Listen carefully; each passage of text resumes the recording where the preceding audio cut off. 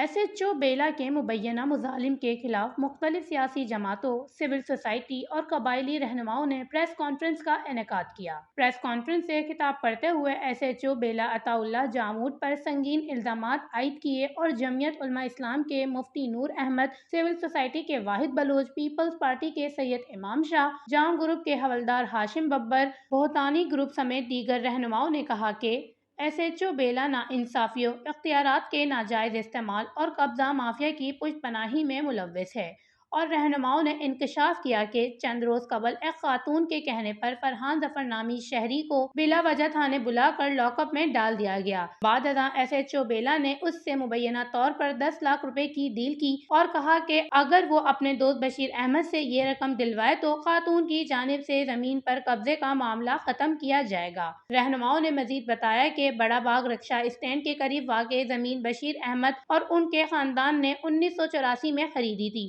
لیکن اب ایک خاتون بغیر کسی ثبوت کے اس پر قبضے کی کوشش کر رہی ہیں۔ جب اس معاملے پر فرحان ظفر نے مزاحمت کی تو اس سے پہلے غیر قانونی طور پر تھانے میں بند کیا گیا اور پھر جھوٹے مقدمے میں نامزد کر کے ایف آئی آر درج کی گئی۔ پریس کانفرنس کے دوران ایک اور شہری نے انکشاف کیا کہ ایس ایچ او بیلا نے ہوٹل کیفے گلاب سے ان کے بھتیجے کو بلا وجہ گرفتار کر کے بدترین تشدد کا نشانہ بنایا، جس کے باعث وہ گزشتہ ایک ماہ سے کراچی کے سول اسپتال میں زیر علاج ہے۔ سول سوسائٹی کے واحد بلوچ نے سوال اٹھایا کہ ایس ایچ او بیلا کو کئی ماہ ہو چکے ہیں، لیکن شہید غلام نبی رونجو کے قاتلوں کو گرفتار کرنے میں وہ مکمل طور پر ناکام ہیں۔ انہوں نے ایس ایچ او کو نااہل قرار دیتے ہوئے فوری برطرفی کا مطالبہ کیا۔ شرکاء نے آئی جی پولیس بلوچستان، وفاقی وزیر جام کمال خان اور دیگر سے مطالبہ کرتے ہوئے کہا کہ ایس ایچ او بیلا کو فوری طور پر عہدے سے ہٹایا جائے، اور انہوں نے کہا کہ اگر ایس ایچ او بیلا کے خلاف کوئی کارروائی نہ کی گئی تو احتجاجی تحریک کا آغاز کیا جائے گا،